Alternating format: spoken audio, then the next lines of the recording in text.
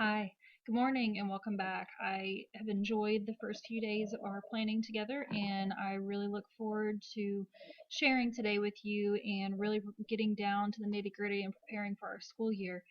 Um, what we're going to talk about today is something called backward design. I know that several of you probably are very familiar with it, some of you maybe not so much.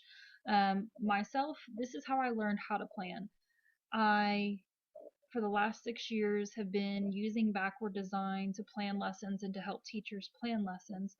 Backward design really is a powerful tool in helping students be successful and to help teachers be better at planning. Today we're going to look at kind of the big picture of it and or then kind of narrow our focus down from there. So I first want to start by telling you a story.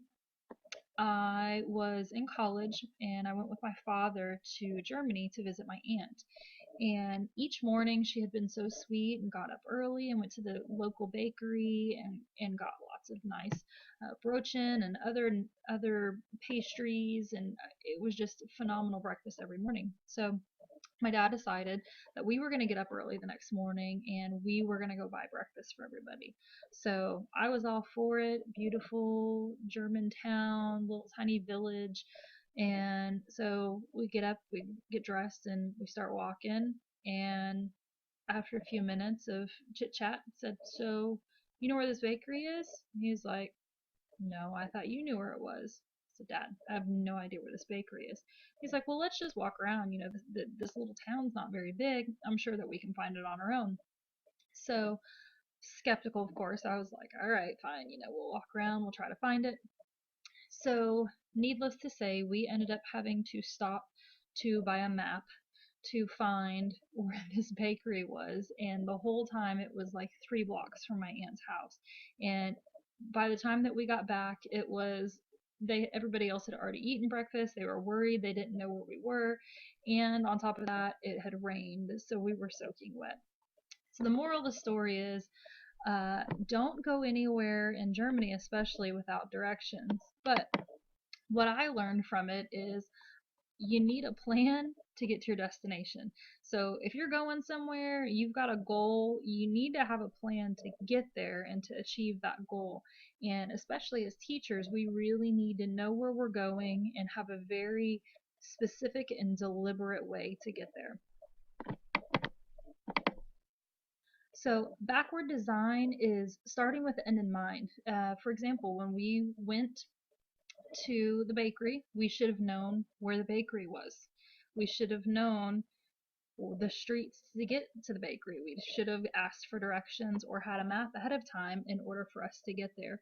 So if you want to know if you want to get to an end product, then you start at the end with the end in mind, and then you work backwards to get there.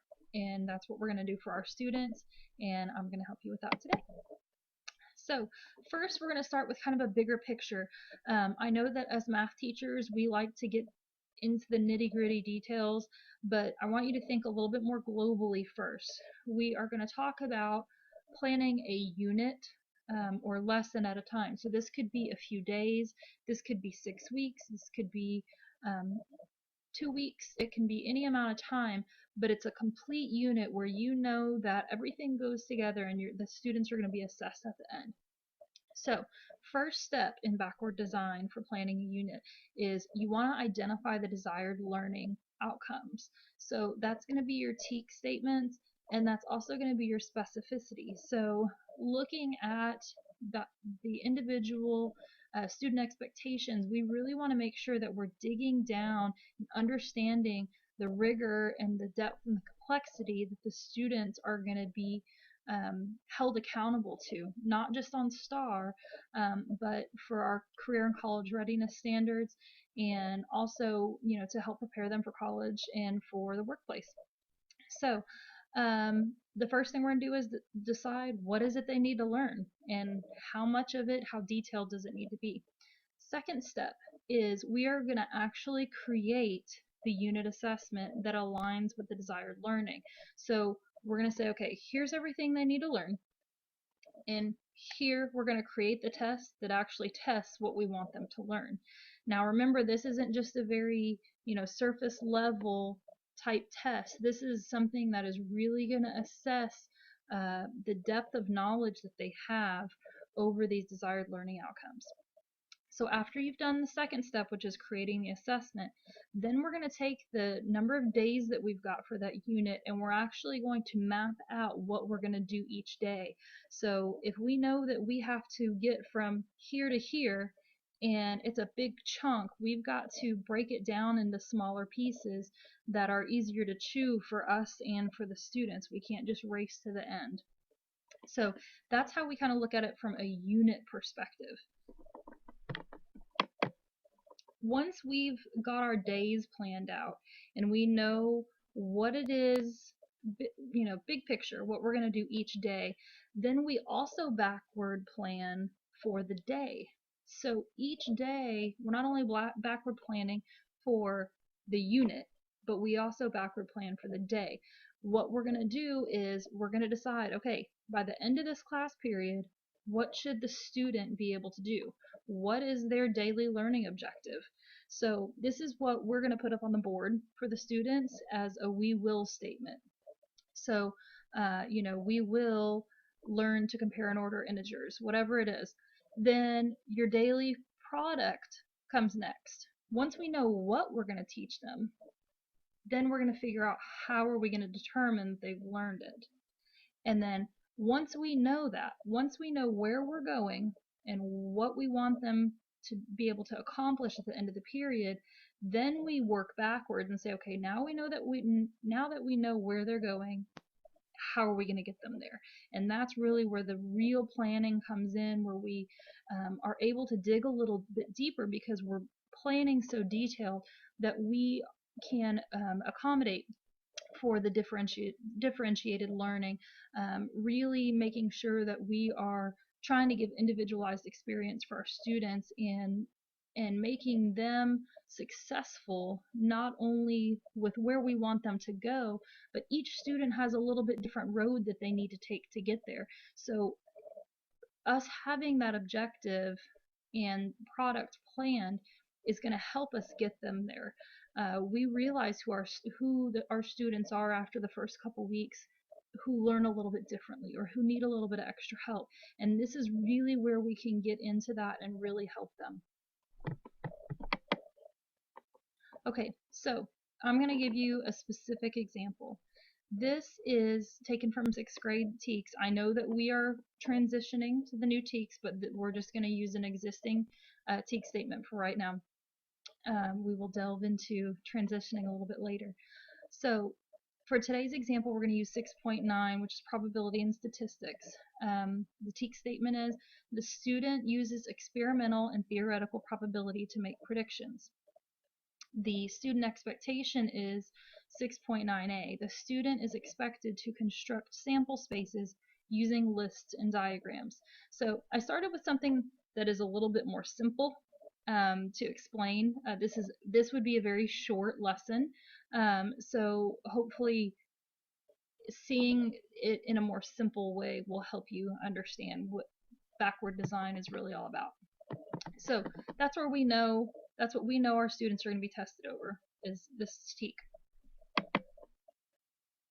Okay, so the first thing that we're going to do is we are going to decide what are the learning outcomes. This is for the whole lesson, so not just one day, but over the course of 2-3 days, whatever it is that we want to break it up into. So what are the desired learning outcomes? We really have to dig in and look at what are all the different things that they need to know. That TEKS statement holds so much information in it. We really need to pick it apart and dissect it to see what's really there and to see what the students really need to be able to know how to do. So first of all, very easy. They're going to have to understand the definition of probability, experimental probability, and theoretical probability. They need to understand the concept of what it is. They need to know the uses and the purpose of probability. They need to know what the definition of a sample space. They need to know the uses for sample space, types of sample spaces. They need to be able to construct a sample space using a list, construct a sample space using a tree diagram, and make predictions using sample space. This is not an all-inclusive list, and this is why we plan collaboratively, because what I may not see as far as part of the specificity, one of you may, and that's the beauty and the power of planning collaboratively as a group and as a department, is really being able to help dig and and dissect these learning outcomes so that we really understand, really truly understand what it is that our students need to be able to accomplish. So after we've determined what our learning outcomes are, then we create the unit assessment. And you guys are going to do this within your team. This is, I don't want you to do this in isolation and say, you do 3 questions, you do 3 questions, you do 3 questions, and then be done with it. This really needs to be a collaborative effort, because the unit assessment needs to encompass everything that you decided on in your learning outcomes, and it really needs to be to a high rigor, and it needs to have a lot of depth and complexity in these questions. With STAR and getting these kids ready for algebra, which is really what middle school math is all about, we really need to make sure that they are truly understanding it, not just being able to regurgitate some information or do well on a multiple choice test. So you're going to create the unit assessment from the learning outcomes that you decided on. After that, you're going to make a plan for instruction. So using those same learning outcomes, you're going to say, all right, so how are we going to divide this up by day, by class period? How do we want to do this? For me, the easiest thing that I have done in the past is to actually use a calendar and to put a little snippet down on each day. Okay, today we're going to do this, today we're going to do this, today we're going to do this. And I also like to include the daily learning objective, the daily product, and then the daily activities. So we're really zooming down into each day now. And so, for instance, for our daily learning objective for the first day, we will explore probability and its uses in the real world. That would be a daily learning objective, so that at the end of the period, the student will be able to understand what probability is and why it's used. So that would be an example of an objective. An example of a product would be, I will explain how I can use probability in real life. That allows the student to really delve into their own personal experiences, what they want to do, what they want to be, leaves the door open for them, but also they're writing, they're explaining, and if they can explain it in words, then you are going to be able to see very quickly who gets it and who doesn't. Then with that daily learning objective and daily product completed, then you really can get down into planning. You can determine what kind of engaging activities you want to do, how you want to differentiate the lesson, and where you want to go from there. So big picture, create the lesson, or create the unit. What do we want to teach within the unit? Determine what your learning objectives are for the unit. Break it apart, create your assessment, and then break the unit down into days. Okay, so now we narrow down into the day. Now we're going to backward plan within the day also. We're going to determine what our learning outcomes are. We are going to figure out what our formative assessment is going to be for the students at the end of the period by way of our daily product. And then we determine what activities we're going to do to get them there. So really this is all about needing a roadmap and knowing where you're going to go and how you're going to get there, because if you don't have a plan, then it's very easy to get sidetracked and waste time in class. And as math teachers, we know that we don't have time. We don't have time to waste, not 1 minute, especially when we get closer to testing time. So we will get more into this, and we'll get more into breaking apart TEKS, looking at specificity, and helping you with those objectives and products. But I wanted to give you a big picture of what backward planning is. So the one thing you need to remember out of this, well, not the one thing, the big thing you need to remember out of this is that you want to begin with the end in mind, and you're going to stay on track. So this little girl's looking down this road. She knows where she's going to go. She's making her little plan in her head,